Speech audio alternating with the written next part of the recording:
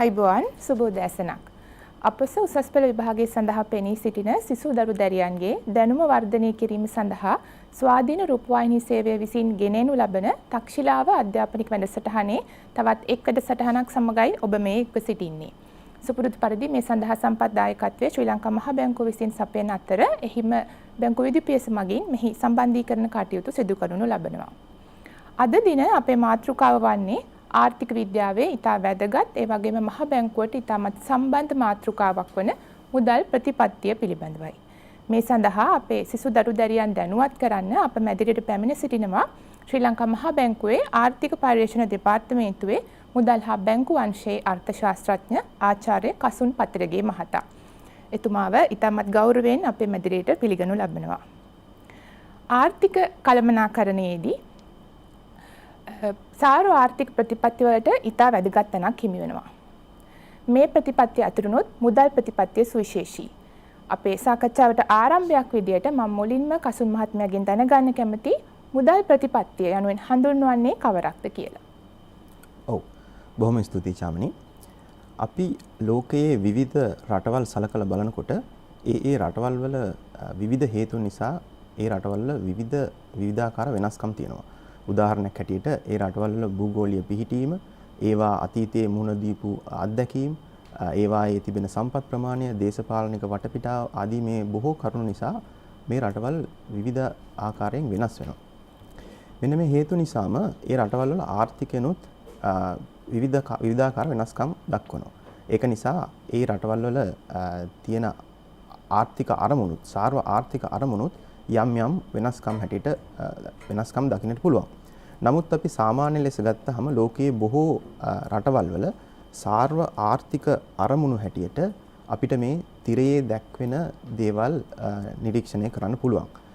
ඒ කියන්නේ ඉහළ සහ තිරසාර ආර්ථික වර්ධනයක් පවත්වා ගැනීම, ඉහළ සේවා නියුක්තියක් පවත්වා ගැනීම, මිල ස්ථායීතාව පවත්වා ගැනීම, ගෙවුම් තුලමේ යෝග්‍ය අගයක පවත්වා ගැනීම, ඒ වගේම ආදායම් සහ ධනය මහජනතාව අතර ව්‍යාප්ත වීමේ අසමානතාවයන් අඩු කිරීම වගේ අරමුණු සාර්ව ආර්ථික අරමුණු අතර තියෙනවා.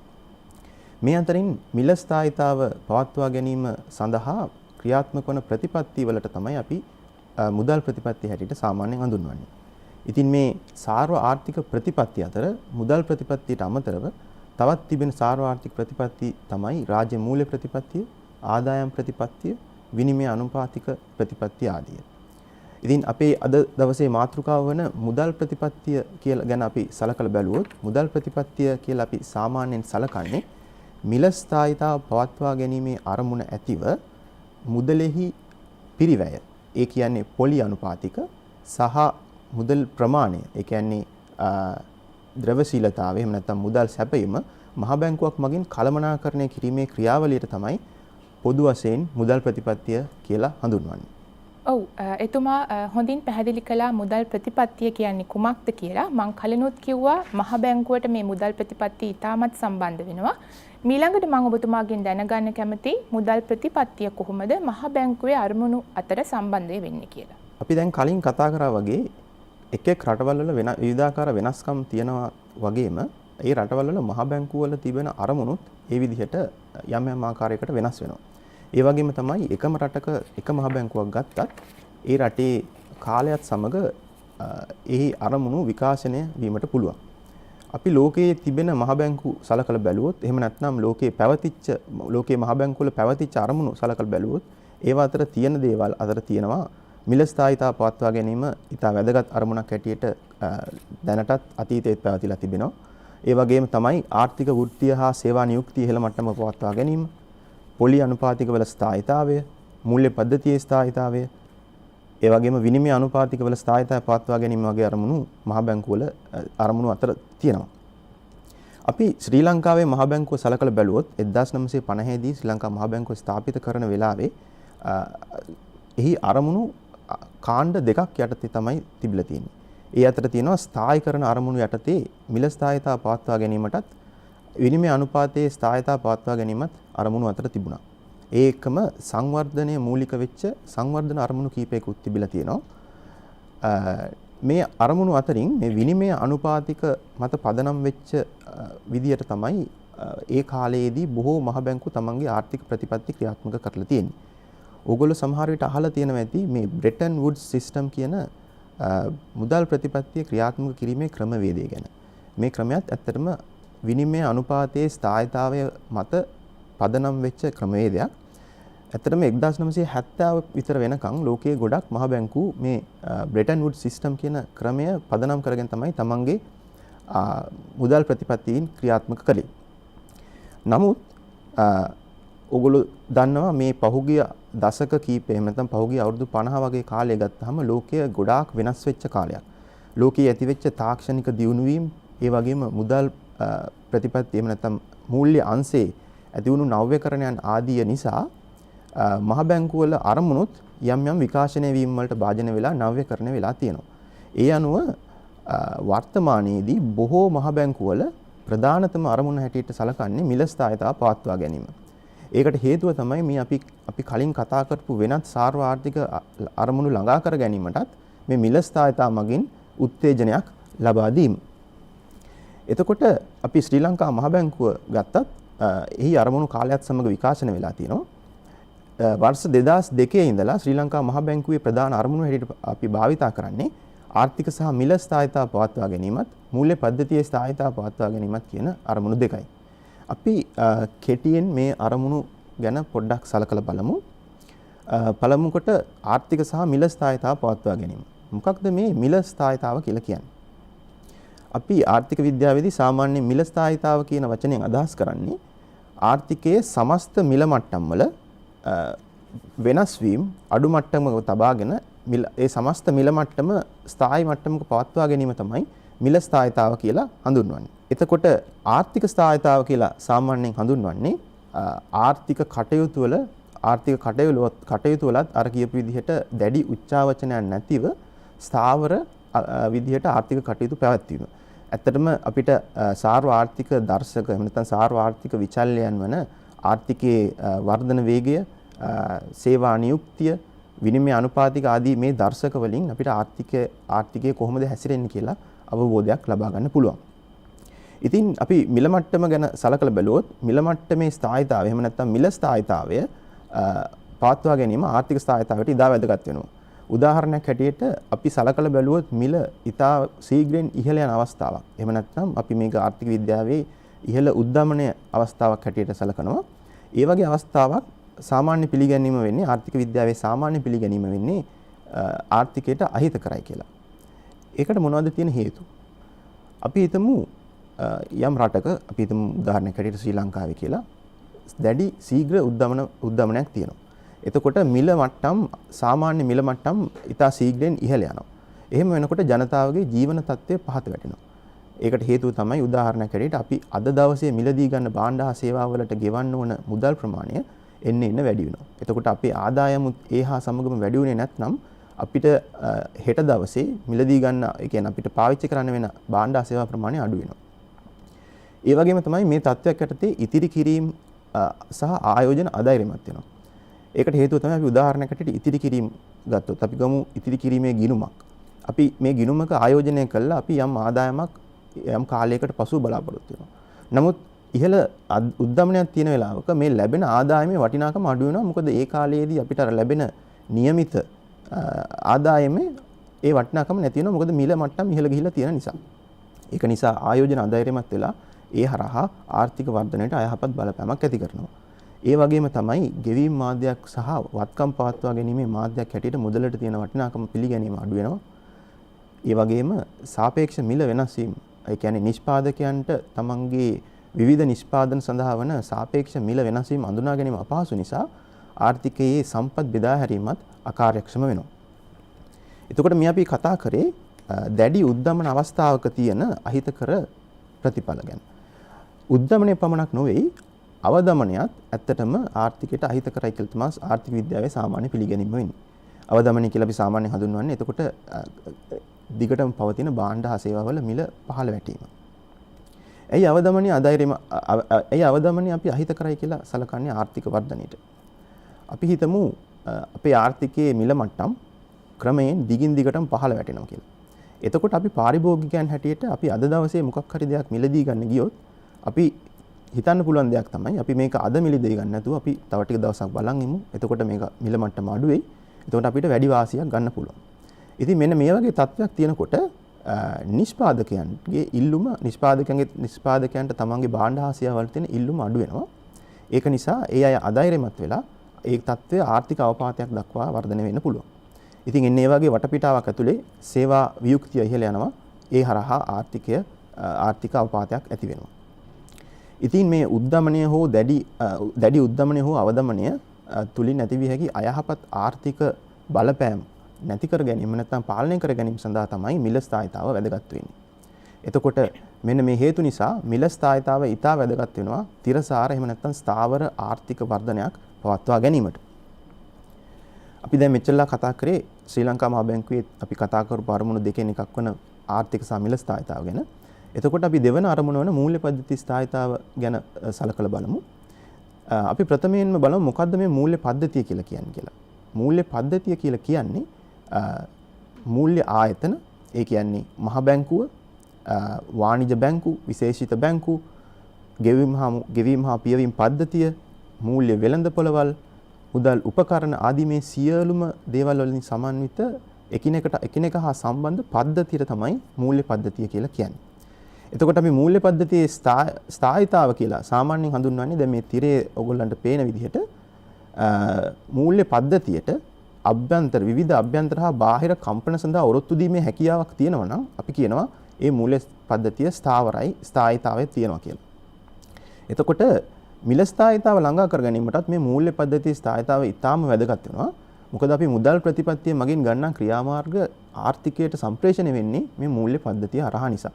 ඒක නිසා ඇත්තටම මේ මහා බැංකුවේ මේ අරමුණු දෙක වෙන්වෙන්ව පවතින අරමුණු දෙකක් නෙමෙයි. ඒ එකිනෙකට ඉතා ළඟින් සම්බන්ධ අරමුණු දෙකක් තමයි මේ මහා බැංකුවේ ප්‍රධාන අරමුණු දෙක. ඔව් අපි දැන් දැනගත්තා මහා බැංකුවේ අරමුණු වන මිල ස්ථායීතාවය පවත්වාගෙන යන්න කොහොමද මහා බැංකුව මුදල් ප්‍රතිපත්තිය ක්‍රියාත්මක කරන්නේ කියලා. මම ඊළඟට කසුන් මහත්මයාගෙන් දැනගන්න කැමතියි ඈත අතීතයේ ඉඳන් මහා බැංකුව කොහොමද මේ මුදල් ප්‍රතිපත්තිය ක්‍රියාත්මක කරේ? මොන වගේ රාමු යටතේද මුදල් ප්‍රතිපත්තිය ක්‍රියාත්මක කරේ සහ වර්තමානයේ භාවිතා වන මුදල් ප්‍රතිපත්ති රාමුව පිළිබඳ.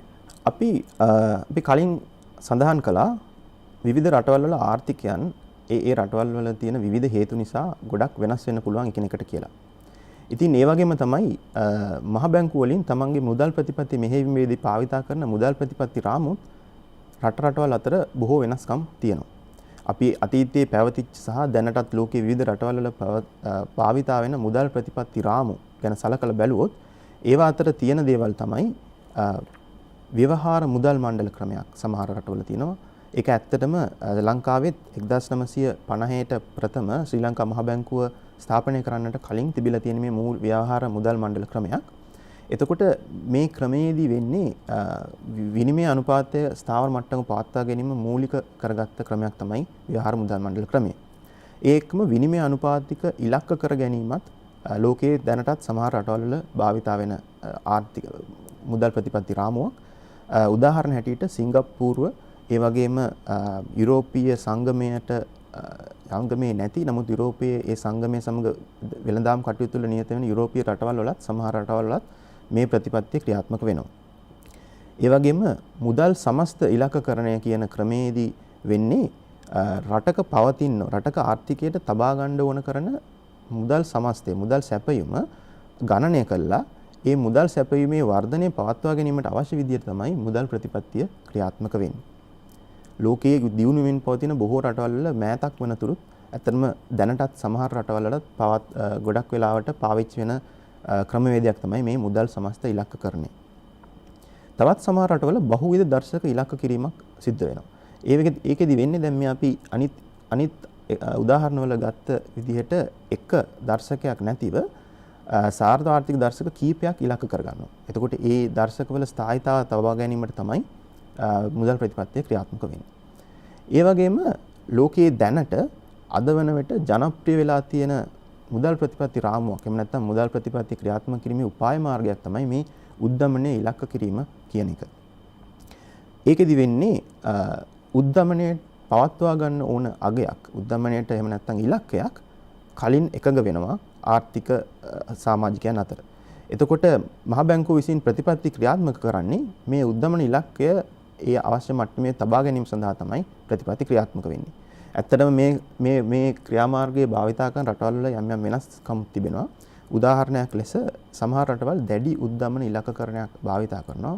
ඒ අවස්ථාවකදී වෙන්නේ ඒ අයගේ එකම අරමුණ වෙන්නේ මේ උද්දමනය ඒ අවශ්‍ය ඉලක්කයේ තබා ගැනීම.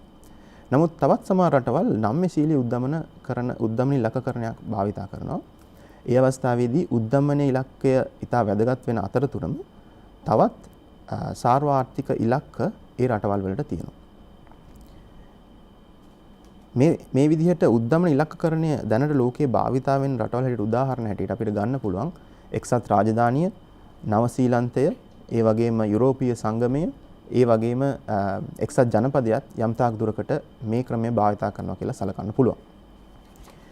අපි දැන් බලමු ශ්‍රී ලංකාවේ මුදල් ප්‍රතිපත්ති රාමුව කොහොමද විකාශනය වෙලා තියෙන්නේ කියලා. ඇත්තටම අපි 1980 දශකයේ මුල භාගයේ ඉඳලා ශ්‍රී ලංකාවේ ක්‍රියාත්මක වෙලා තියෙන්නේ මේ මුදල් සමස්ත ඉලක්කකරණය කියන ක්‍රමවේදය. ඒකෙදි වෙන්නේ උද්දමනය පවත්වා ගැනීමට අවශ්‍ය උද්දමනය යම් අඩු අගයක පවත්වා ගැනීමට අවශ්‍ය මුදල් සමස්තය ප්‍රධාන ඉලක්කය හැටියට භාවිතා කරනවා. එතකොට මේ දැනට තිරයේ දිස්වෙන පරිදි මේ මුදල් ප්‍රතිපත්ති රාමුවේ අවසාන ඉලක්කය එහෙම නැත්නම් අවසාන අරමුණ වෙන්නේ ආර්ථික සහ මිල ස්ථායීතාව තබා ගැනීම. ඒ අතරම මේක ක්‍රියාත්මක කිරීමට විවිධ ප්‍රතිපත්ති උපකරණ ශ්‍රී ලංකා මහ බැංකුව මගින් භාවිතා කරනවා. ඒ අතර මෙහෙයුම් ඉලක්කයක් හැටියට සංචිත මුදල් ප්‍රමාණය භාවිතා කරා. ඒ අතර අතරමැද ඉලක්කයක් හැටියට පුළුල් මුදල් සැපීම භාවිතා කළා. ඉතින් ඇත්තටම දැන් මේකේ පේන විදිහට මේ අවසාන අරමුණ තමයි මිල ස්ථායීතාව තබා ගැනීම. ඒ කියන්නේ උද්දමනය ස්ථාවරව තබා ගැනීම. එතකොට අපි ආර්ථික විද්‍යාවේ දන්නා කාරණයක් තමයි උද්දමනය සහ මුදල් සමස්ත අතර කිට්ටු සම්බන්ධයක් තියෙනවා. ලංකාවේ පවතින විවිධ මුදල් සමස්ත සලකලා බැලුවාම උද්දමනය සමග කිට්ටු බලපෑමක් කිට්ටුවෙන්ම යන මුදල් සමස්තය හැටියට සලකන්න පුළුවන් වෙන්නේ මේ ඒකාබද්ධ පුළුල් මුදල් සැපීම. නැත්නම් අපි M2B කියලා සලකන මුදල් සමස්තය තමයි. මෙන්න මේ හේතුව නිසා තමයි අතර මේ අතරමැද ඉලක්කයක් හැටියට පුළුල් මුදල් සැපීම භාවිතා කරන්නේ. එතකොට මේ අතරමැද ඉලක්කයක් මගින් කරන්නේ අපි විවිධ ප්‍රතිපත්ති උපකරණ මගින් ගන්නා ක්‍රියාමාර්ග නිසා ආර්ථිකය මොන දිශාවටද යන්නේ මොන විදිහටද වෙනස්කම් ඇති වුනේ කියලා අපිට යම් විදිහක මිම්මක් ලබා ගන්න තමයි මේ අතරමැද ඉලක්කයන් භාවිතා කරන්නේ. දැන් උද්දමනය සහ මුදල් සමස්ත අතර කිට්ටු සම්බන්ධයක් තිබුණත් ලෝකයේ වෙනත් රටවල් එක්කම ශ්‍රී ලංකාවෙත් අඳුනාගත්ත දෙයක් තමයි උද්දමනය සඳහා බලපාන්නේ මුදල් සමස්ත පමණක් නොවේ කියන එක. වෙනත් බොහෝ සාධකත් උද්දමනය සඳහා බලපානවා.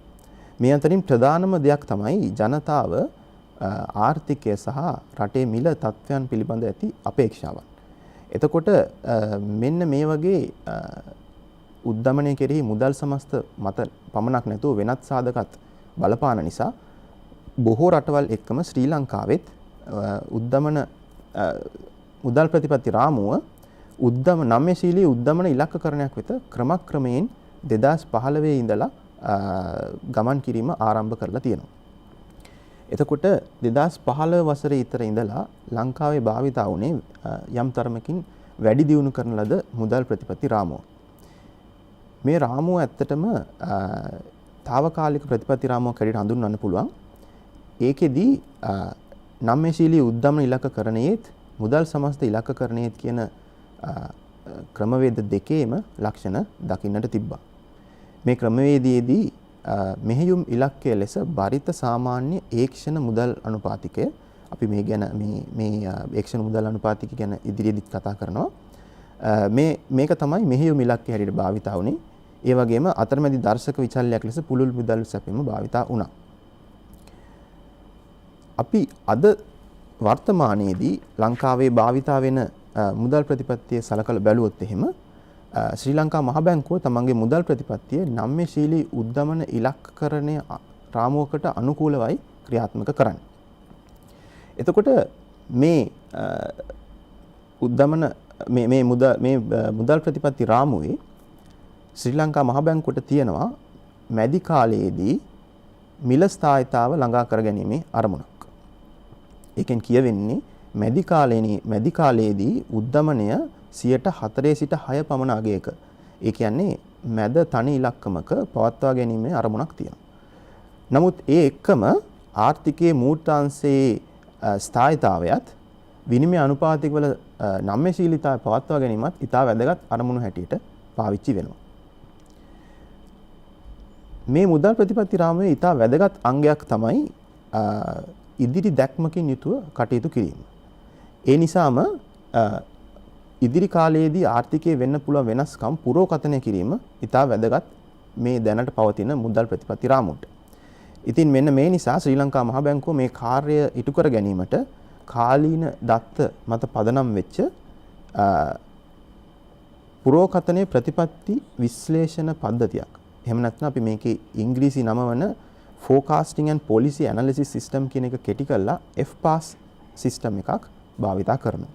මේ දැනට පවතින මුදල් ප්‍රතිපත්ති රාමුවේත් මෙහෙයුම් ඉලක්කය හැටියට භාවිතා වෙන්නේ බරිත සාමාන්‍ය ඒක්ෂණ මුදල් අනුපාතිකය. අපි පොඩ්ඩක් සලකලා බලමු මොකද්ද මේ බරිත සාමාන්‍ය ඒක්ෂණ මුදල් අනුපාතිකය කියන්නේ කියලා. ඕගොල්ලෝ දන්නවා හැම වැඩ කරන දිනකම ලංකාවේ එහෙම නැත්නම් ලංකාවේ පමණ මේ ලෝකේ ඕනෑම රටක ක්‍රියාත්මක වෙන වෙළඳපොළක් තමයි මේ අන්තර් බැංකු වෙළඳපොළ.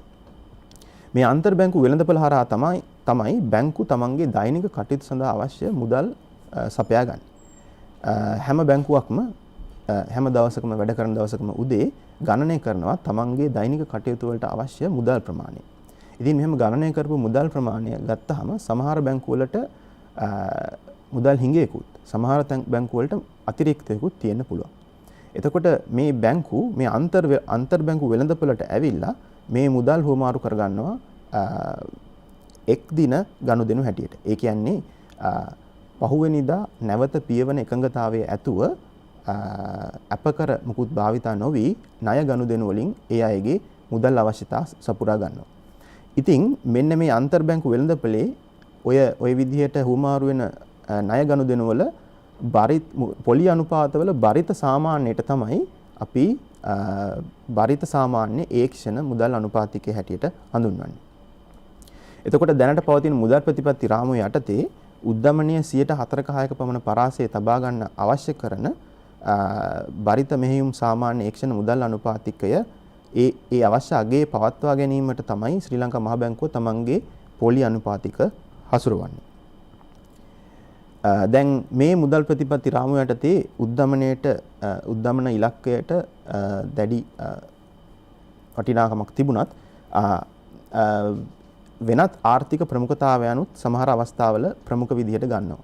දැන් මේ ප්‍රස්තාරයේ ඕගොල්ලන්ට දැක්වෙන විදිහට අපි අන්තිම මාස කීපය සලකලා බලුවොත් ඕගොල්ලන්ට පේනවා මේ නිල් පාටින් දැක්වෙන මේ බරිත සාමාන්‍ය ඒක්ෂණ මුදල් අනුපාතිකය අපේ ප්‍රතිපත්ති කොරිඩෝ එහෙම නැත්නම් මේ ප්‍රතිපත්ති අනුපාතික දෙකේ පහත සීමාවේ තමයි පවතින්නේ.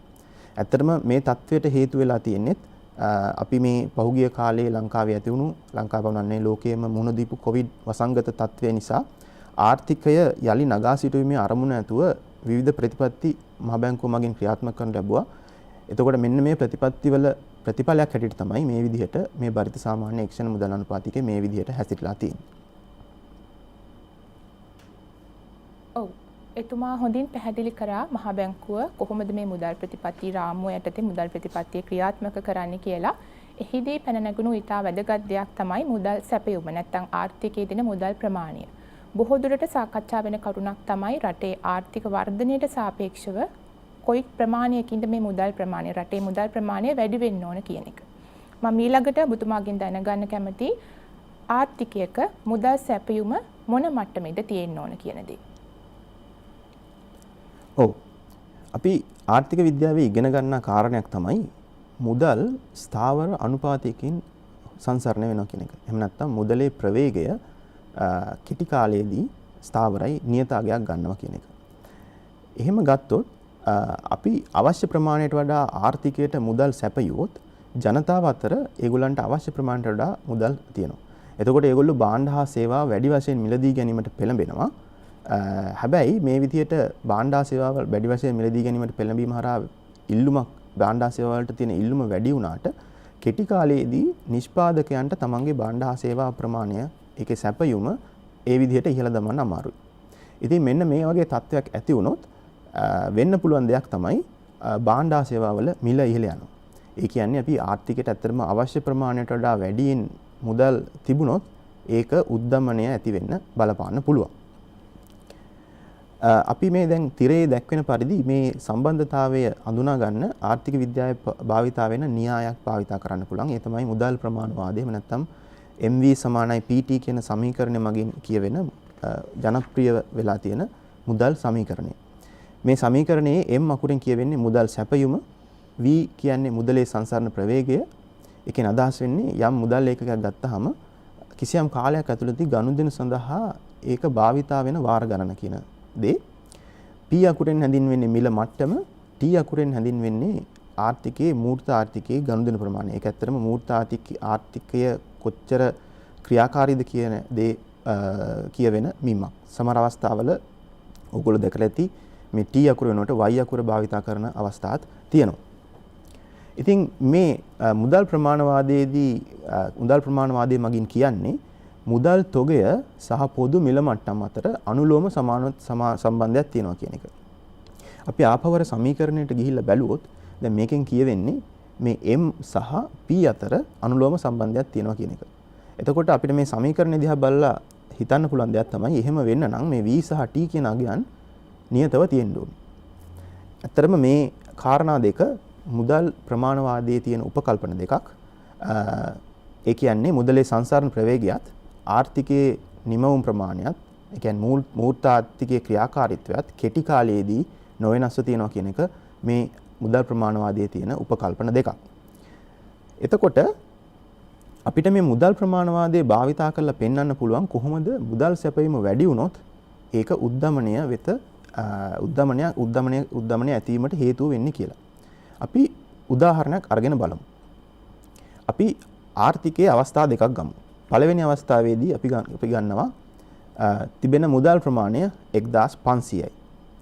දෙවන අවස්ථාවේදී මේ මුදල් ප්‍රමාණය 3000ක් දක්වා වැඩි වෙනවා කියලා අපි හිතමු. එතකොට මේ ආර්ථිකයේ මුදලේ සංසරණ ප්‍රවේගය 8 සහ ගනුදෙනු ප්‍රමාණය 3000යි කියලා අපි උපකල්පනයක් කරමු මේ ගාන විස්තර කරන්න. එතකොට අපිට අර මුදල් සමීකරණයේ P කියන අගය උක්ත කරලා අපිට පුළුවන් පළවෙනි අවස්ථාවේදී කියන්නේ මුදල් ප්‍රමාණය 1500 වෙන අවස්ථාවේදී ඒ තියෙන මිල මට්ටම හඳුනා ගන්න 4ක් ලෙස. ඒ වගේම දැන් මේ කෙටි කාලයකදී මුදල් සමස්තය යම් හේතුවකින් 3000 දක්වා වැඩි වුණොත් මොකද වෙන්නේ? ඒ අවස්ථාවේදී අපිට අර සමීකරණය භාවිතා කළාම නැවත ගණනය කරලා හදා ගන්න පුළුවන් මේ මිල මට්ටම 8 දක්වා වැඩි වෙනවා. අර මුදල් සංසරණ ප්‍රවේගයත් ආර්ථිකයේ ක්‍රියාකාරීත්වය නැත්නම් ගනුදෙනු ප්‍රමාණය T කියන අගයත් නොවෙනස්ව තියෙන තාක්කල්. ඒ කියන්නේ මුදල් සමස්තය 1500 සිට 3000 දක්වා වැඩි වෙනවත් එක්කම අපිට පේනවා මිල මට්ටම 4 සිට 8ට ඉහළ නැග්ගා. ඇත්තට මේක කල්පිත උදාහරණයක්. මේක අපි මොකක් හරි රටක් සම්බන්ධයෙන් ගත දැන මේ සම්බන්ධතාවය පෙන්වන්න ගත්ත කල්පිත උදාහරණයක්. නමුත් අපිට මේකෙන් පේන දේ තමයි දැන් මිල මට්ටම 100%කින්ම ඉහළ ගිහිල්ලා තියෙනවා. ඒ කියන්නේ මුදල් සමස්තය, මුදල් ප්‍රමාණය, මුදල් සැපයීම වැඩි වුණොත් ඒක උද්දමනය ඇතිවීමට හේතුවක් වෙන්න පුළුවන්. අපි සාමාන්‍යයෙන් ආර්ථික විද්‍යාවේදී පිළිගන්න කාරණයක් තමයි රටක මුදල් සැපයීම තියෙන්න ඕන මට්ටම කොහොමද තියෙන්න ඕනි කියලා කියන්නේ මුදල් සැපයීමේ වර්ධනය නාමික දලදේශීය නිෂ්පාදිතයේ වර්ධනයට සමාන වෙන අගයක මුදල් සැපයීම පවත්වා ගන්න ඕනි කියන එක තමයි සාමාන්‍යයෙන් ආර්ථික විද්‍යාවේ එකඟ වෙලා තියෙන්නේ. එතකොට මුදල් සැපයීම අපේක්ෂිත මට්ටමට වඩා ඉහළ යාම උද්දමනය ඉහළ යාමට හේතු වෙන්න පුළුවන්. අපි උදාහරණ හැටියට සලකමු නාමික දලදේශීය නිෂ්පාදිතයේ වේගය මුදල් සැපයීමේ නාමික දලදේශීය නිෂ්පාදිතයේ වර්ධන වේගය මුදල් සැපයීමේ වර්ධන වේගයට වඩා වැඩි අවස්ථාවක්. එතකොට මේ අවස්ථාවේදී දැන් නාමික දලදේශීය නිෂ්පාදිතයේ වර්ධන වේගයට සමාන ප්‍රමාණයක් තමයි ජනතාවට මුදල් අවශ්‍ය වෙන්නේ. නමුත් ජනතාව අතර එච්චර මුදල් නැති නිසා වෙන්න පුළුවන් දෙයක් තමයි මිල මට්ටම පහළ යන එක. ඒක නිසා අවදමනය ඇති වෙන්න පුළුවන්. එතකොට මේ తত্ত্বය නිවැරදි කරන්න නම් මහ බැංකුව කරන්න ඕන දේ තමයි මුදල් සැපයීම වර්ධනය කරන එක. ජනතාවට තව මුදල් සපයන්න ඕනේ. ඒ කියන්නේ මුදල් සැපයීම වර්ධනය වෙන අවස්ථාවක් අපි සාමාන්‍යයෙන් ආර්ථික විද්‍යාවේ මේ වගේ ප්‍රතිපත්තියක් ප්‍රසාරණාත්මක මුදල් ප්‍රතිපත්තියක් හැටියට හඳුන්වනවා. ඕකෙම අනිත් පැත්ත තමයි නාමික දළදේශීය නිෂ්පාදිතයේ වර්ධනය මුදල් සැපයීමේ වර්ධනයට අඩු අවස්ථාවකදී. ඒ කියන්නේ මුදල් සැපයීම නාමික දළදේශීය නිෂ්පාදිතයට වැඩි වේගයකින් වර්ධනය වෙනවා. ඒ වෙලාවේදී වෙන්න පුළුවන් දෙයක් තමයි මිල මට්ටම් සමස්ත පොදු මිල මට්ටම් ඉහළ යන්න පුළුවන්. ඒ කියන්නේ උද්දමනය ඇති වෙන්න පුළුවන්. ඒ අවස්ථාවේදී මේ මුදල් සැපයීම තරමක් අඩු කරන්න සංකෝචනාත්මක මුදල් ප්‍රතිපත්තියක් ක්‍රියාත්මක කරන්න ඕනේ මහා බැංකුව විසින්. ඔව් එතුමා හොඳින් හඳුන්වා දුන්නා මුදල් සැපයුම තිබිය යුතු මට්ටම පිළිබඳව. අපි මීළඟට යොමු වෙමු මහා බැංකුව විදියට මුදල් ප්‍රතිපත්තිය ක්‍රියාත්මක කරන්න මොන වගේ උපකරණද භාවිතා කරන්න කියලා. කලිනුත් දැනගත්තා මුදල් ප්‍රතිපත්තිය කියන්නේ රටේ ආර්ථිකයේ තියෙන මුදල් සැපයුමත් එහි පිරිවැයත් නැත්නම් පොලි අනුපාතිකත් වෙනස් කිරීමේ ක්‍රියාවලියකට. මේ සඳහා මහා බැංකුවක් විදියට නොයෙකුත් උපකරණ භාවිතා කරනවා. සමහර ඒවා ප්‍රමාණාත්මක උපකරණ වගේම ගුණාත්මක උපකරණත් මහා බැංකුවක් භාවිතා කරනවා මුදල් ප්‍රතිපත්තිය ක්‍රියාත්මක කරන්න. මම කසු මහත්තයගෙන් දැනගන්න කැමතියි මොන වගේ උපකරණද ශ්‍රී ලංකා මහා බැංකුව භාවිතා කරන්නේ මුදල් ප්‍රතිපත්තිය ක්‍රියාත්මක කරන්න කියලා. ඔව්. අපි මේ සම්බන්ධයෙන් කතා කරනකොට අපොස උසස් පෙළ විභාගයේ 2018 වර්ෂයේ ආපු ප්‍රශ්නයක් ගැනත් සලකලා බලන්න පුළුවන්. ඒ ප්‍රශ්නේදී අහලා තියෙන්නේ මහා බැංකුවේ ප්‍රමාණාත්මක සහ ගුණාත්මක ණය පාලන ක්‍රම අතර වෙනස පහදා දෙන්න කියලා. එතකොට මේ මුදල් ප්‍රතිපත්ති උපකරණ ගත්තාම සමහර උපකරණ වලට අපි කියනවා ප්‍රමාණාත්මක උපකරණ කියලා, සමහර ඒවාට කියනවා ගුණාත්මක උපකරණ කියලා. මේ ප්‍රමාණාත්මක උපකරණ කියලා කියන්නේ ඒවායින් වෙන බලපෑම ඇති වෙන්නේ සමස්ත ආර්ථිකයට. ඒ කියන්නේ සමස්ත ආර්ථිකයේ ණය ප්‍රමාණය, මුදල් ප්‍රමාණය, මුදල් සැපයුමත් ඒ ණයෙහි පිරිවැයත් පාලනය කිරීමට යොදා ගන්න උපකරණ තමයි එතකොට මේ ප්‍රමාණාත්මක උපකරණ හැටියට හඳුන්වන්නේ. අපි ශ්‍රී ලංකාව ගත්තොත් මේ සඳහා උදාහරණ හැටියට දක්වන්න පුළුවන් ප්‍රතිපත්ති පොලි අනුපාතික, විවට වෙළඳපොළ කටයුතු, ව්‍යවස්ථාපිත සංචිත අනුපාතිකය, ඒ වගේම බැංකු අනුපාතිකය වගේ දේවල්. මොකද ඒවා හරහා මුළු සමස්ත ආර්ථිකයටම බලපෑමක් ඇති වෙන නිසා. එතකොට ගුණාත්මක උපකරණ හැටියට සලකන්නේ අර කියපු විදිහට ආර්ථිකයේ සමස්ත ආර්ථිකයට බලපෑමක් ඇති නොවි ආර්ථිකයේ යම් යම් විශේෂිත අංශවලට පමණක් බලපෑමක් ඇති කරන්න පුළුවන් උපකරණ වලට. එතකොට මේවා සඳහා ලංකාවේ පාවිච්චි වෙන උපකරණ උදාහරණ හැටියට ශිෂ්ට ප්‍රයෝග භාවිතා කිරීම, ආන්තික අවශ්‍යතා හැටියට අපි මේ අවස්ථාවේදී සලකන්නේ දැන් උදාහරණයක් හැටියට අපි බැංකුවකට ගිහිල්ලා ණයක් ගන්න ගියාම අපි ණයක් ගන්නේ මොකක් හරි අපේ වැඩක් කරගන්න නම් ඒ වැඩේ ඒ ව්‍යාපාරයක් හෝ ඒ අවශ්‍ය දෙයට බැංකුව අපිට සමහර ලාවට කියනවා අපේ තමන්ගේ තියෙන මුදල් ප්‍රමාණයක් භාවිතා කරන්න, ඊටු ටික බැංකුව දෙන්නම් කියලා. එතකොට මෙන්න මේ කොච්චර තමන් සපයන්න ඕනේද කියන වගේ දේ මනින මිම්මක් තමයි ආන්තික අවශ්‍යතාව වලින් කියවෙන්නේ. ඒ වගේම තමයි ණය සීමා, ඒකෙන් අදහස් වෙනවා ණයේ පරිමාවේ සීමා වගේම පොලි අනුපාතික වල සීමාත් භාවිතා වෙනවා. එතකොට ඒකත් ගුණාත්මක උපකරණයක් හැටියට භාවිතා කරන්න පුළුවන්. ඒ වගේම තමයි ප්‍රතිමූල්‍ය පහසුකම් සැපයීම.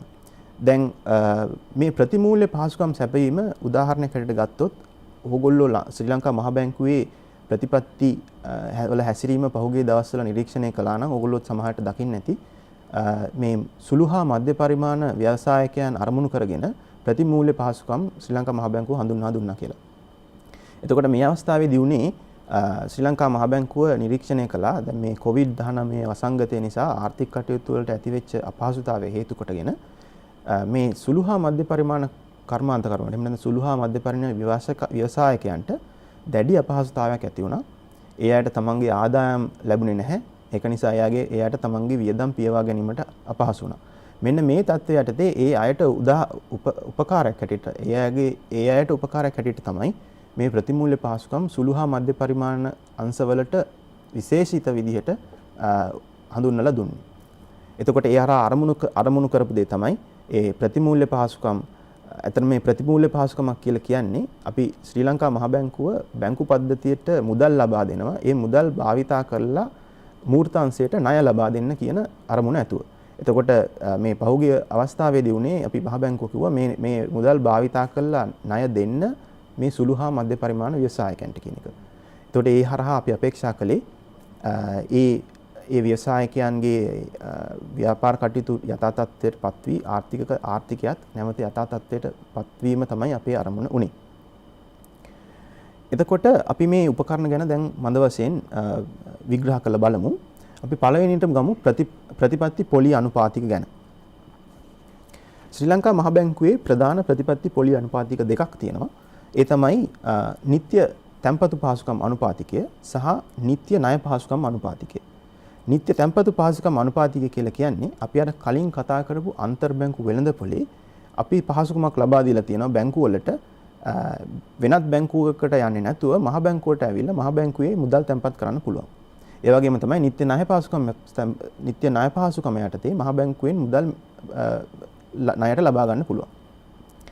එතකොට මෙන්න මේ මුදල් ප්‍රතිපත්ති අනුපාතික දෙකෙන් තමයි ශ්‍රී ලංකා මහ බැංකුවේ ප්‍රතිපත්ති කොරිඩෝර් කියන දේ ඇති වෙන්නේ. ඇත්තටම 2019 වර්ෂයේ උසස් පෙළ විභාගයේ තිබිච්ච ප්‍රශ්නයක් තමයි ශ්‍රී ලංකාවේ මුදල් පද්ධතියේ ස්ථායීතාව පවත්වාගෙන යාමෙහිලා මේ නිත්‍ය පොලි අනුපාතිකයේ කාර්යභාරය මොන වගේද කියලා පැහැදිලි කරන්න කියන එක. අපි පොඩ්ඩක් ආපහු මේ අන්තර් බැංකු වෙළඳපොළ ගැන ආපහු පොඩ්ඩක් සලකලා බලමු. අපි දැන් කලින් කතා වුණා අන්තර් බැංකු වෙළඳපොලේ බැංකු තමන්ගේ මුදල් අවශ්‍යතා සපුරා ගන්න ණය හුවමාරු කර ගන්නවා කියලා.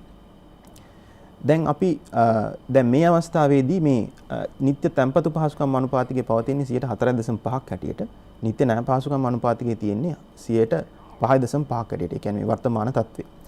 අපි දැන් පොඩි උදාහරණයක් අරගෙන බලමු. අපි හිතමු යම් බැංකුවකට තියෙනවා මුදල් හිඟයක්.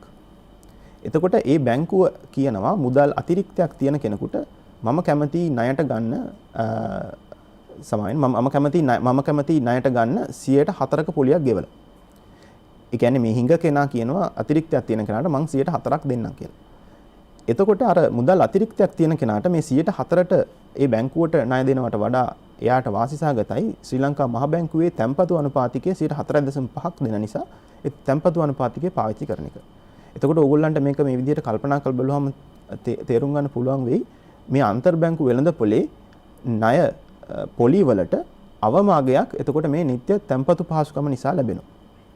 ඒ වගේම තමයි මේකේ අනිත් පැත්ත අපි නිත්‍ය ණය පහසුකම අනුපාතය ගත්තොත් අපි හිතමු මුදල් අතිරික්තයක් තියෙන බැංකුවක් කියනවා මුදල් හිඟයක් තියෙන කෙනෙකුට මම ඔයාට දෙන්න කැමති පොලි අනුපාතයක අපි දැන් වර්තමාන තත්ත්වයේ උදාහරණයක් හැටියට ගත්තොත් මම කැමති 106ට දෙන්න කියලා.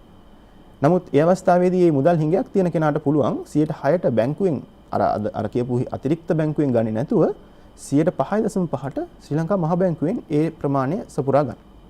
එතකොට ඒ විදිහට ගත්තාම මේ අන්තර් බැංකු මුදල් වෙළඳපොලේ පොලි අනුපාතික වලට ඉහළ සීමාවකුත් එතකොට මේ තැන්පතු සමායන ණය පහසුකම් අනුපාතිකයෙන් ලැබෙනවා.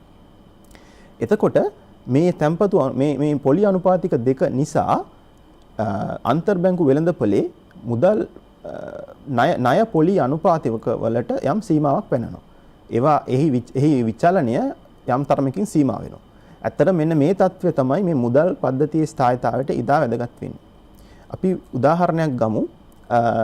දැන් මේ විදිහට සීමාවක් නැතිව අන්තර් වෙළඳපොලේ ණය පොලි අනුපාතික වලට එහා මෙහා වෙන්න අපි ඉඩ දුන්නා කියලා. එතකොට අපි හිතමු උදාහරණයක් හැටියට මේ වෙළඳපොලේ මේ පොලි අනුපාතිකයේ ගොඩාක් ඉහළ ගිය අවස්ථාවක්. එතකොට මොකක් හරි හිඟයක්, ඒ කියන්නේ මුදල් හිඟයක් තියෙන බැංකුවකට තමන්ගේ මුදල් අවශ්‍යතාවය සපුරා ගන්න බැරි වෙන්න පුළුවන්. ඒ හරහා ඒ බැංකුව අපහසු තත්ත්වයකටපත් වෙලා තමන්ගේ සමහර වෙලාවට තැන්පතුකරුවන්ට නැවත ගෙවන්න බැරි වෙන්න පුළුවන්. මෙන්න මේ වගේ තත්ත්වයක් දිගින් දිගටම ගිහිල්ලා බැංකු පද්ධතියේම බිඳවැටීමක් දක්වා විකාශනය වීමටත් හැකියාවක් තියෙනවා.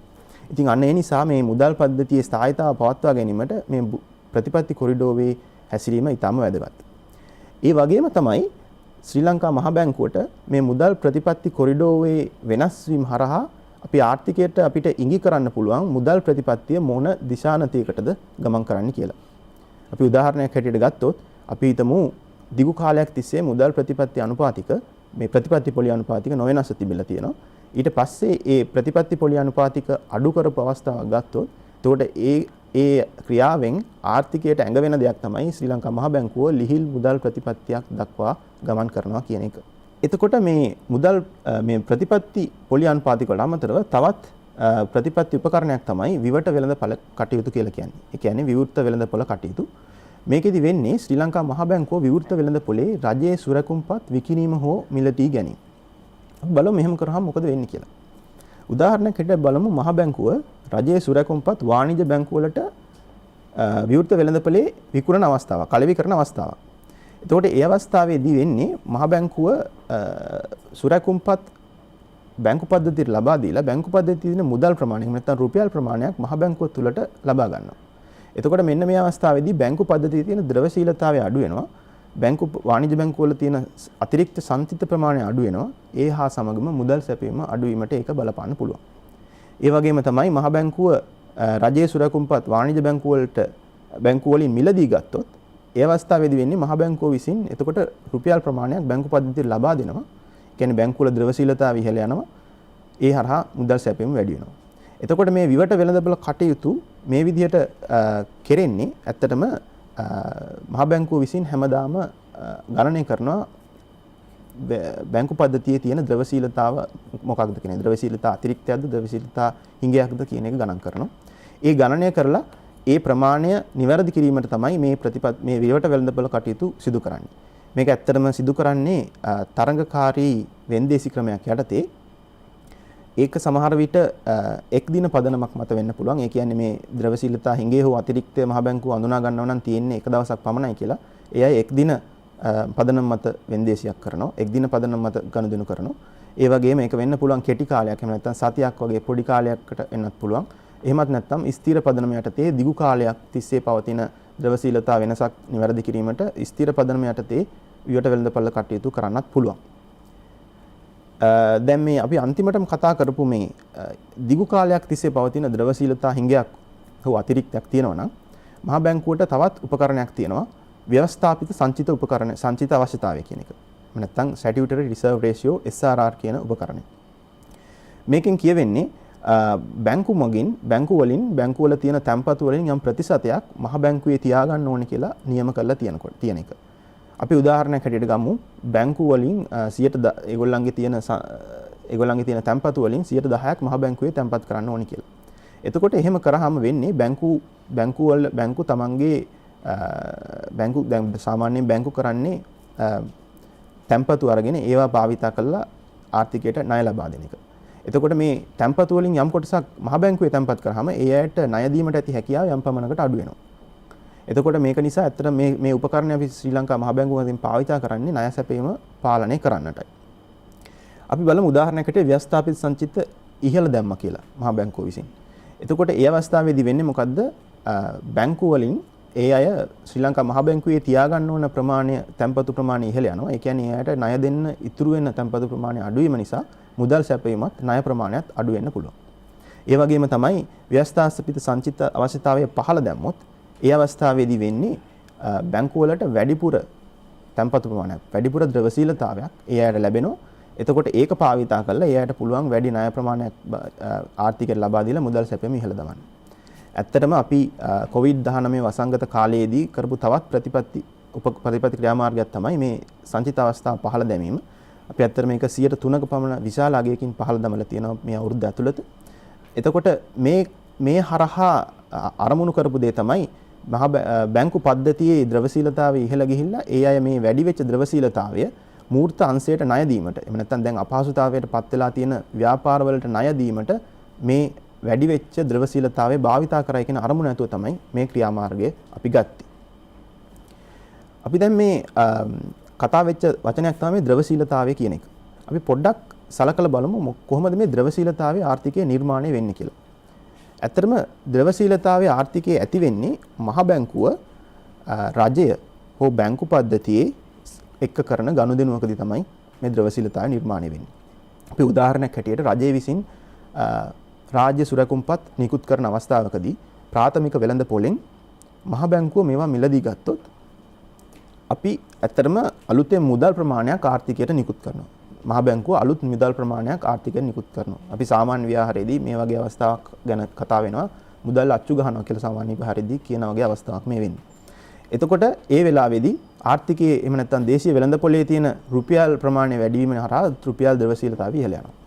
ඒ වගේම තමයි අපේ විවිධ ක්‍රියාමාර්ග හරහා විවිධ හේතු නිසා ලැබෙන විදේශ විනිමය ඒක විදේශිකයන් රජයේ සුරකුම්පත් මිලදී ගැනීමක් වෙන්න පුළුවන්, අපනයන ආදායම් වෙන්න පුළුවන්, එහෙම නැත්නම් විදේශීය ණය ලැබීමක් වෙන්න පුළුවන්, මේ විදේශීය ඍජු ආයෝජන වෙන්න පුළුවන්. මේ ඕනෑම මාර්ගයකින් ලැබිච්ච විදේශ විනිමය ශ්‍රී ලංකා මහ බැංකුව මිලදී ගත්තොත් ඒ අවස්ථාවේදීත් ඇත්තටම රුපියල් ද්‍රවශීලතාව ඉහළ යනවා. මොකද ඒ අවස්ථාවේදී වෙන්නේ මහ බැංකුව වෙළඳ පොලෙන් උදාහරණයක් හැටියට ඩොලර් ප්‍රමාණයක් ලබාගෙන ආර්ථිකයට රුපියල් ප්‍රමාණයක් නිකුත් කරන එක. ඒතකොට ඒ අවස්ථාවේදී ද්‍රවශීලතාව වැඩි වෙනවා. ඒ වගේම තමයි ඕගොල්ලෝ සමහරලාට දන්නවා ඇති මේ මහ බැංකුව තමන්ගේ ලාභය සහ తాවකාලික අත්තිකාරම් රජයට ලබා දෙනවා. ඒතකොට මේ අවස්ථාවේදීත් ද්‍රවශීලතාවය ඉහළ යනවා. දැන් අපි මෙච්චරලා කතා කරපු බොහෝ උපකරණ ප්‍රමාණාත්මක උපකරණ අපි බලමු තවත් මොනවද තියෙන උපකරණ මහ බැංකුවට තමන්ගේ මුදල් ප්‍රතිපත්ති ක්‍රියාත්මක කිරීමේදී කියලා. ශිෂ්ට ප්‍රයෝග එහෙම නැත්නම් යහපැලඹුම් හැටියට හඳුන්වන්නේ අර අපි කලින් කතා කරපු විදිහට අනපනත් වලින් එහෙම නැත්නම් නිල මට්ටමින් නැතුව නිල නොවන මට්ටමකින් බැංකු සමග සාකච්ඡා උපදෙස් ආදී මාර්ග මගින් බැංකු පද්ධතිය එහෙම නැත්නම් බැංකු පද්ධතියම හෝ යම් බැංකු හෝ ආර්ථිකයේ යම් අංශවලට ණය දීමට එහෙම නැත්නම් යම් අංශයකට ණය නොදීමට එහෙම නැත්නම් පොලි අනුපාතික යම් දිශානතියකට හැරවීමට වගේ දෙයකට ගන්න පුළුවන් ක්‍රියාමාර්ගයක්. ඒ වගේම තමයි ඔබ දන්නවා ශ්‍රී ලංකා මහ බැංකුව එහෙම නැත්නම් ඕනෑම මහ බැංකුවක් අවසාන ණය දෙන්නා හැටියට වැඩ ක්‍රියා කරන අවස්ථා තියෙනවා. එතකොට ශ්‍රී ලංකා මහ බැංකුව මෙන්න මේ අවසාන ණය දෙන්නා හැටියට ණය ලබා දෙන පොලි අනුපාතිකයට තමයි බැංකු අනුපාතිකය කියලා කියන්නේ. මේ පොලි අනුපාතිකය ඇත්තටම දිගු කාලයක් නොවෙනස්ව 15% මට්ටමේ තිබුණා. 2020 වසරේදී ඒක 8.5 දක්වාත් අඩු කරනු ලැබුවා. නමුත් පහුගිය දිගු කාලයක් තිස්සේ ගත්තාම ලංකාවේ කිසිම බැංකුවක් මේ පහසුකම ඇත්තටම ලබාගෙන නැහැ. අපි දැන් මේ කතා කරපු බොහෝ ප්‍රතිපත්ති ක්‍රියාමාර්ග එහෙම නැත්නම් මුදල් ප්‍රතිපත්ති උපකරණ ආර්ථිකය සාමාන්‍ය මට්ටමින් ක්‍රියාත්මක වෙන වෙලාවට භාවිතා කරන ඒවා. නමුත් මේ 2007-8 වර්ෂවලින් විශේෂයෙන්ම ඇති වුණු ගෝලීය මූල්‍ය අර්බුදයෙන් පස්සේ ගොඩක් මහ බැංකු ලෝකයේ ගොඩක් මහ බැංකු සාම්ප්‍රදායික නොවන මුදල් ප්‍රතිපත්ති උපකරණ වලටත් යොමු වෙලා තියෙනවා. ඒවා ඇත්තටම භාවිතා කරන්නේ සාමාන්‍ය ආර්ථික තත්ත්වයක් යටතේ නෙමෙයි ආර්ථිකයේ මොකක් හරි අර්බුදයක් පරිහානියකට පත්වෙච්ච අවස්ථාවකදී තමයි භාවිතා කරන්නේ. උදාහරණයක් හැටියට ගොඩක් සංවර්ධිත රටවල් මේ ගෝලීය මූල්‍ය අර්බුදයෙන් පස්සේ තමන්ගේ ප්‍රතිපත්ති අනුපාතික ගොඩක් දුරට පහළ දැම්ම ශූන්‍යයට ආසන්න වෙන්නකම. එතකොට ඒ අයට ප්‍රතිපත්ති පොලි අනුපාතික හරහා ආර්ථිකයට බලපෑමක් කිරීමේ අති පහසුකම අඩු වුණා. ඒක නිසා ඒ අය භාවිතා කළා මේ ප්‍රසම්ප්‍රදායික නොවන මුදල් ප්‍රතිපත්ති උපකරණ. මේවා අතර උදාහරණයක් ගන්න පුළුවන් දේවල් තමයි ප්‍රමාණාත්මක ලිහිල්කරණය, ණය ලිහිල්කරණය, ඒ වගේම ඉදිරි මාර්ගෝපදේශනය වගේ දේවල්. ඇත්තටම අපි මේ පහුගිය කාලේ වෙනත් විශේෂයෙන්ම සංවර්ධිත රටවල් තමන්ගේ මුදල් ප්‍රතිපත්ති හැසිරුවේ කොහොමද කියලා පොඩ්ඩක් නිරීක්ෂණය කළොත් ඔයගොල්ලන්ට දකින්න පුළුවන් වෙයි සමහර වෙලාවට ගොඩක් අය මේ ඉදිරි මාර්ගෝපදේශනය කියන එක පාවිච්චි කළා. ඒකෙදි කියවෙන්නේ ඒ අය ප්‍රතිපත්ති අනුපාතික පහළට දැමීමට අමතරව ඒ අය ආර්ථිකයට යම් ඉඟියක් ලබා දෙනවා. ඒ ප්‍රතිපත්ති අනුපාතික ඒ මට්ටමේ දිගු කාලයක් තියේ. එහෙම නැත්නම් ඉදිරියේදී මුදල් ප්‍රතිපත්තිය මොන විදිහකට හැසිරෙයිද කියන එක පිළිබඳව යම් ඉඟියක් ලබා දුන්නා. උදාහරණයක් හැටියට ඇත්තටම සැප්තැම්බර් 16 වෙනිදාත් මේ මෑත අතීතයේදී එක්සත් ජනපදයේ මහ බැංකුව ආර්ථිකය වෙළඳපොළට දීපු පණිවිඩයක් තමයි ඒ අයගේ අඩු මට්ටමක තියෙන මුදල් ප්‍රතිපත්ති ආර්ථිකයේ නැවත යථා තත්ත්වයට පත් වෙනකන් ඒ විදිහටම තියෙයි කියලා ඒ අය දැනුම් දීමක් එහෙම නැත්නම් ඉඟියක් ලබා දුන්නා. අපි මෙතෙක් සාකච්ඡාවෙන් හඳුනාගත්ත මුදල් ප්‍රතිපත්තිය කියන්නේ කුමක්ද? මහ බැංකුව විදියට මුදල් ප්‍රතිපත්තිය මොන වගේ රාමුවක් යටතේද මොන වගේ උපකරණ භාවිතා කළද සිදු කරන්නේ කියලා. මම ඊළඟට ඔබතුමාගෙන් දැනගන්න කැමතියි මහ බැංකුව තුළ මේ මුදල් ප්‍රතිපත්ති තීරණ ගැනීමේ ක්‍රියාවලිය කෙසේද සිදුවන්නේ කියලා. ශ්‍රී ලංකා මහ බැංකුව ඇතුලේ මුදල් ප්‍රතිපත්ති තීරණ ගැනීමේ ක්‍රියාවලිය අපිට සරලව එහෙම නැත්නම් සාරාංශ කරලා දැන් මේ තිරයේ දැක්වෙන විදිහට පෙන්වන්න පුළුවන්. නමුත් මේක ඇත්තටම තරමක් සංකීර්ණ ක්‍රියාවලියක්. නමුත් මේ තිරයෙන් ඇත්තටම දැක්වෙන්නේ අපි කරන ප්‍රධාන දේවල් ටික තමයි මේකෙන් දැක්වෙන්නේ. මේ ක්‍රියාවලියේදී මූලික වශයෙන්ම මූලිකත්වයේ අරගෙන කටයුතු කරන්නේ ශ්‍රී ලංකා මහ බැංකුවේ ආර්ථික පර්යේෂණ දෙපාර්තමේන්තුව. ඊට අමතරව සංඛ්‍යාන දෙපාර්තමේන්තුව, දේශීය කටයුතු දෙපාර්තමේන්තුව, ජාත්‍යන්තර මෙහෙයුම් කටයුතු දෙපාර්තමේන්තුව කියන මෙන්න මේ දෙපාර්තමේන්තු හතරම මේ කටයුත්තට දායක වෙනවා. එතකොට අපි ගත්තොත් ආර්ථික පර්යේෂණ දෙපාර්තමේන්තුව හා මේ අනිත් දෙපාර්තමේන්තු මගින් ආර්ථිකය දිගින් දිගටම අධීක්ෂණය හා විශ්ලේෂණය කරගෙන යනවා. ආර්ථිකයේ මූර්තාංශය විශ්ලේෂණය කරනවා. ඒක විදේශාංශය, රාජ්‍ය මූල්‍ය අංශය, මුදල් අංශය මොකද වෙන්නේ මේ අංශවල මොකද වෙන්නේ, පහුගිය කාලේ මොකද වුනේ, ඒව නිසා ඉදිරියට වෙන්න පුළුවන් බලපෑම් මොකද්ද, මේ වගේ විදිහට අපි ඒවා නිරීක්ෂණය කරනවා. ඒ වගේම දැනට පවතින මුදල් ප්‍රතිපත්ති රාමුව යටතේ වෙන විශේෂම දෙයක් තමයි අපි යම් ආර්ථික පුරෝකතනත් සිද්ධ කරනවා. එතකොට මෙන්න මේ විදිහට අපි මේ කරන අධීක්ෂණ සහ නිරීක්ෂණ හරහා අපි වාර්තා ලබා දෙනවා ශ්‍රී ලංකා මහ බැංකුවේ මුදල් ප්‍රතිපත්ති කමිටුවට. මේ මුදල් ප්‍රතිපත්ති කමිටුව තමයි මහ බැංකුවේ මුදල් මණ්ඩලයට. මුදල් මණ්ඩලය කියන්නේ ඇත්තටම මහ බැංකුවේ පාලන අධිකාරිය, තීරණ ගැනීමේ අධිකාරිය. එතකොට එතනින් තමයි මුදල් ප්‍රතිපත්තිය පිළිබඳ අවසාන තීරණය ගැනීම සිද්ධ වන්නේ. එතකොට එන්නේ මුදල් මණ්ඩලයට මුදල් ප්‍රතිපත්තිය සම්බන්ධ නිර්දේශ ලබා දෙන්නේ මුදල් ප්‍රතිපත්ති කමිටුව විසින්. එතකොට මුදල් ප්‍රතිපත්ති කමිටුවට අපි දෙපාර්තමේන්තු හැටියට, බැංකුව ඇතුලේ දෙපාර්තමේන්තු හැටියට ආර්ථිකය විශ්ලේෂණය කළ වාර්තා ලබා දෙනවට අමතරව අපි පෞද්ගලික අංශයේ අදහස් යම් පමණකින් ලබා ගැනීමකුත් මේ අවස්ථාවේදී කරනවා. ඒක කෙරෙන්නේ මුදල් ප්‍රතිපත්ති උපදේශන කමිටුව කියන මහ බැංකුවේ කමිටුව හරහා. මේ කමිටුව ඇත්තටම පෞද්ගලික අංශයේ උසස් නිලධාරීනුත් රටේ වැදගත් ආර්ථික විශේෂඥයින්ගිනුත් සමන්විත වෙච්ච කමිටුවක්. එතකොට ඒ අයගෙන් අපි ලබා ගන්නවා පෞද්ගලික අංශය මොන විදිහටද ආර්ථිකය දකින්නේ, ඒ අය මොකක්ද ආර්ථිකයේ මුදල් ප්‍රතිපත්ති හැසිරෙන විදිහ ගැන දකින්නේ වගේ අපි ඒ අයගේ අදහස් ලබා ගන්නවා. එතකොට මේ සියලු කරුණු සැලකිල්ලට අරගෙන මුදල් ප්‍රතිපත්ති කමිටුව යම් නිර්දේශයක් ලබා දෙනවා මුදල් මණ්ඩලයට ප්‍රතිපත්ති තීරණය එහෙම නැත්නම් ප්‍රතිපත්ති ස්ථාවරය ගැන. එතකොට මේවා සැලකිල්ලට අරගෙන මුදල් මණ්ඩලය යම් තීරණයකට එළඹෙනවා මොකක්ද ගන්න ඕන ප්‍රතිපත්තිය කියන එක.